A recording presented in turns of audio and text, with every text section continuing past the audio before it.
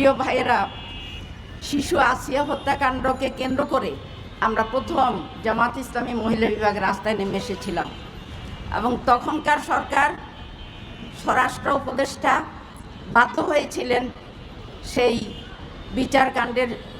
বিচারের জন্য 1 মাস সময় চেয়েছিলেন এবং রায়ও হয়েছিল। কিন্তু কোথায় সে রায়ের কার্যকারিতা কোথায়?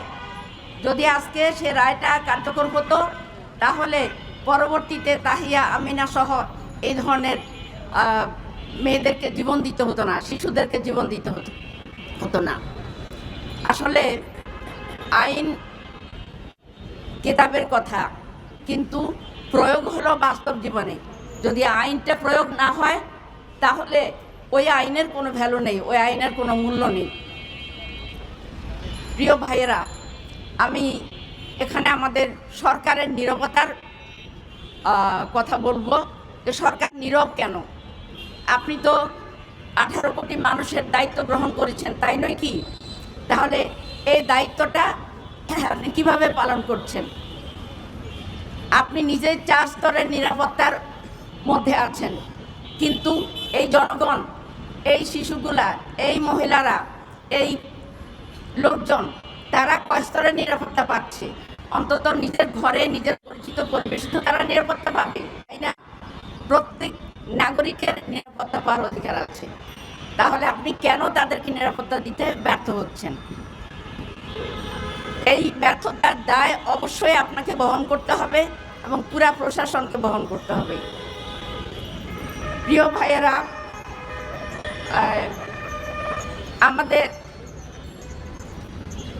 আমরা ইলেকশনের আগে জামাতে ইসলামী মহিলা বিভাগ একেবারে প্রশ্নে জর্জরিত যে জামাত ক্ষমতা গেলে মহিলাদের কি হবে, মহিলাদের নিরাপত্তা হবে কিনা,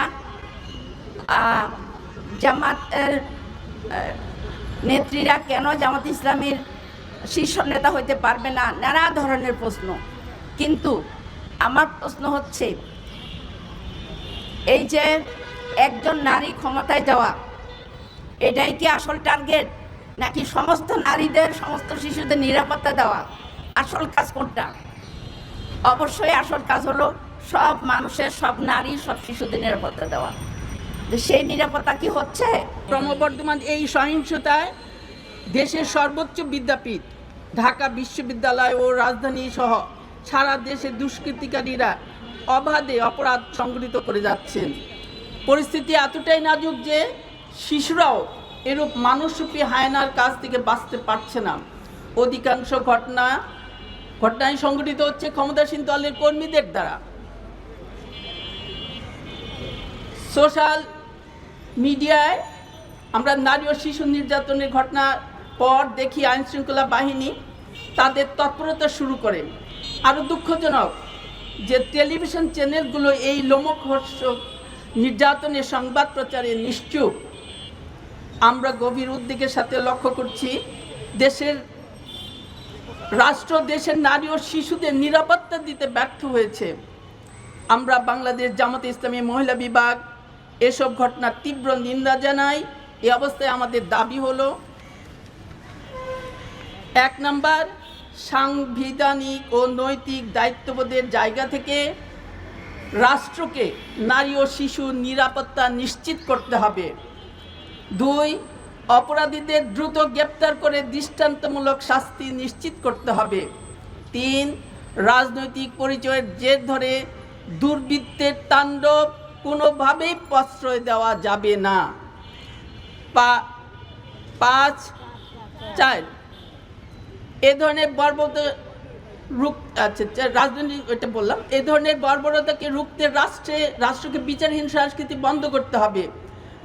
5, আমরা চাই নিরপেক্ষ তদন্ত, স্বচ্ছ বিচার প্রক্রিয়া।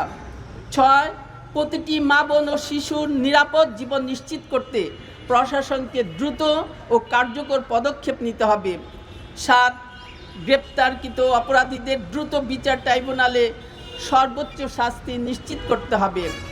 8, যে প্রভাবশালী চক্র অপরাধীদের রক্ষা করার চেষ্টা করেছেন তাদের বিরুদ্ধে অবিলম্বে ব্যবস্থা নিতে হবে। 9, মামলা নিতে পুলিশের গড়িমসি তদন্ত করে দায়ী কর্মকর্তাদের বিরুদ্ধে বিভাগীয় ব্যবস্থা নিতে হবে। 10 শিশু নিরাপত্তা ও ধর্ষণ নির্যাতন প্রতিরোধে রাষ্ট্রকে কার্যকর, কঠোর ও দীর্ঘমেয়াদী নীতি গ্রহণ করতে হবে। আসুন মানবতা ও ন্যায়ের পক্ষে ঐক্যবদ্ধ হয়ে আমরা অন্যায়ের বিরুদ্ধে সোচ্চার হই। আমাদের পিতামাতা, অভিভাবক সমাজকে বলতে চাই, আমাদেরকে আর বসে থাকার সময় নেই। আমাদেরকে সচেতন হয়ে নেমে আসতে হবে অধিকার আদায়ের জন্য। আমরা নারী সমাজের অধিকার, মর্যাদা প্রতিষ্ঠিত করতে চাই, শিশুদের নিরাপত্তা দিতে চাই এবং এজন্য এই শিশুদের নির্যাতনের ক্ষেত্রে যারা এর সাথে জড়িত রয়েছেন তাদের সর্বোচ্চ শাস্তি আমরা দাবি করছি আমাদের সমস্ত অভিভাবক এবং পিতামাতার পক্ষ থেকে। প্রিয় বন্ধুগণ, আমাদেরকে মনে রাখতে হবে যে আমরা পার পেয়ে যাচ্ছি ধামাচাপা দিয়ে, গ্রেফতার করে, কিছু সময় ক্ষেপণ করে আমরা আসল দোষীদেরকে আমরা শাস্তি দিচ্ছি না। এটা একদিন নয়, একাধিকবার হচ্ছে। এ থেকে আমাদের সতর্ক হওয়া দরকার এবং সাংবাদিক বন্ধুদের বলতে চাই, আপনারা আপনাদের জায়গা থেকে সঠিক বস্তুনিষ্ঠ বিষয়গুলো ব্যাপকভাবে প্রচার করে এই শিশুদের নিরাপত্তার জন্য, শিশু এবং নারী নির্যাতন বন্ধের জন্য আপনারা ভূমিকা রাখবেন এবং যথাযথ প্রচার করবেন। এই মানব সভ্যতার, মানব সমাজ আজকে সেরকম একটি ভীতিপূর্ণ সমাজে পরিণত হয়েছে। আমরা রামপুরার ঘটনায় দেখতে পেলাম আমাদের শিশু তাহিয়া, এবং আমরা নরসিংদীর ঘটনা জানি সেখানে কিভাবে সেই আমেনাকে তার বাবার কাছ থেকে দলবদ্ধ ধর্ষণ করার পর তার বাবার কাছ থেকে ছিনিয়ে অপহরণ করে কতটা একটা সমাজে পশুত্ব কোন পর্যায়ে চলে গেলে আইনকে বৃদ্ধাঙ্গুলি দেখিয়ে সেখানে বাবার কাছ থেকে সন্তানকে ছিনিয়ে নিয়ে তাকে একদিন পর হত্যা করা হয়েছে এবং সেখানে সর্ষে ক্ষেতের মধ্যে ফেলে রাখা হয়েছে। সেই শিশু আমরা জানি যে 6 বছরের তাহিয়াকে সেম পাশবিক নির্যাতন করে সেফটি ট্যাঙ্কির মধ্যে ফেলে রাখা হয়েছে। এবং আমরা দেখেছি এমনভাবে যখন জনগণ বিক্ষোভ করছে তখন প্রশাসন কি বলছিল, প্রশাসন বারবার পরিবারকে বলছে যে এটা একটা দুর্ঘটনা, এটা মাইনা নেন। প্রিয় সাংবাদিক ভাইয়েরা, এটা কি কোনো সভ্য সমাজের কথা? কোনো প্রশাসন, কোনো সরকার যন্ত্রের কথা?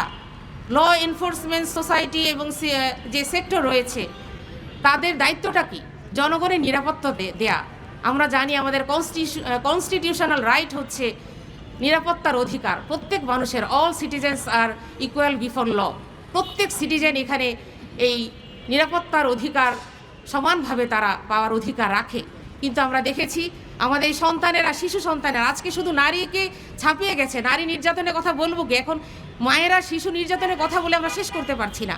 আমরা দেখেছি যে শিশু একটা ক্লাস রায়ের বাজারে যে ঘটনাটা ঘটেছে, ক্লাস 7-এর একটা মেয়ে, 8ম শ্রেণীর ছাত্রী, সে হচ্ছে শারমিন বিনতি, তাকে তার বাড়ির সামনে কুপিয়ে হত্যা করে যাওয়া হয়েছে।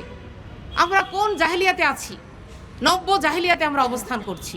এখানে কোনো সরকার আছে বলে মনে হয় না, এখানে কোনো প্রশাসন আছে বলে মনে হয় না। আমরা এই অবস্থার পরিবর্তন চাই। এই যে একটা বর্বরতার সমাজ, নির্লজ্জ একটা সমাজে পরিণত হয়েছে, আমাদের তথাকথিত জনপ্রতিনিধি যারা আছেন তারা তাদেরকে, সেই আসামিদেরকে প্রোটেকশন দিচ্ছে এবং হুমকি ধমকি দিচ্ছে। আমরা দেখতে পেয়েছি সে আমেনাকে যখন সালিশের মাধ্যমে এটা সুরাহা করার কথা বলা হয়েছে, তারা যখন অনড় ছিল বিচারের দাবিতে, তখন তাদেরকে এলাকা ছাড়ার জন্য তাদেরকে প্রেশার ক্রিয়েট করা হয়েছে। এবং শেষ পর্যন্ত সেই মেয়েটিকে নিয়ে বাবা যখন একটি নিরাপদ আবাসস্থলে নিয়ে যেতে চাচ্ছিল, পথিমধ্যে তাকে কি করা হয়েছে, কিডন্যাপ করে বাবার কাছ থেকে ছিনিয়ে নিয়ে সেই মেয়েটিকে হত্যা করা হয়েছে। প্রিয় বোনেরা, আমরা কি কোনো সভ্য সমাজে অবস্থান করছি বলে মনে হয়? আমাদের দেশে কি কোনো সরকার আছে বলে মনে হয়? আমরা কি কোনো প্রশাসনিক ব্যবস্থাপনার মধ্যে আছি বলে মনে হয়? এখানে কি কোনো সুশাসন, কোনো আইনের শাসন, নিরাপদ আবাসন কি এখানে আছে? এটি আজকে জাতি, দেশ ও জাতির কাছে প্রশ্ন। আমরা এখানে প্রশ্ন রাখতে চাই। এভাবে দিনের পর দিন যারা আসামি আছে তাদেরকে আইনের এই ছত্রছায়ার মধ্য দিয়ে তাদেরকে বিভিন্নভাবে জামিন করে ছাড়িয়ে নিয়ে আসা হয়। আমরা আসিয়ার হত্যাকাণ্ডের পরে আমরা প্রতিবাদ করেছিলাম। আমরা জেনেছি যে রায় হয়েছে, কিন্তু রায়ের সেই প্রয়োগ হয়েছে কিনা, ইমপ্লিমেন্টেশন হয়েছে কিনা সেটা কিন্তু জাতি এখনও জানতে পারেনি। আমরা চাচ্ছি যে আমরা পত্রিকার মাধ্যমে জেনেছি যে আমেনার হত্যার আসামিরা গ্রেফতার হয়েছে। আমরা চাই তারা যেন কোনো আইনের ফাঁক ফোকর অথবা কোনো রাজনৈতিক চাপের মধ্যে তারা যেন নথি স্বীকার না করে, তারা যেন আইন সত্যিকারভাবে পেতে পারে, আইনের অধিকার, আইনের যে সুশাসন পাওয়ার যে অধিকার, এই হত্যাকারীদের যেন দৃষ্টান্তমূলক শাস্তি দেওয়া হয়। আমরা আশা করব আমাদের সরকার, প্রশাসন যন্ত্র যারা আছেন তারা সত্যিকারভাবে বিচারের কাঠগড়ায় তাদেরকে নিয়ে আসবেন এবং প্রকাশ্য জনসমক্ষে তাদেরকে শাস্তি দিয়ে নিশ্চিত করবেন অপরাধীরা এই সমাজে আসলে সবারই শত্রু, কারোর জন্যই অপরাধীরা কোনো রকম নিরাপদ পরিবেশ সৃষ্টি করতে পারে না। এই জন্য আজকে আমাদের এই দাবি, আমাদের পক্ষ থেকে বাংলাদেশ জামাত ইসলামী মহিলা বিভাগের পক্ষ থেকে এই মানববন্ধন।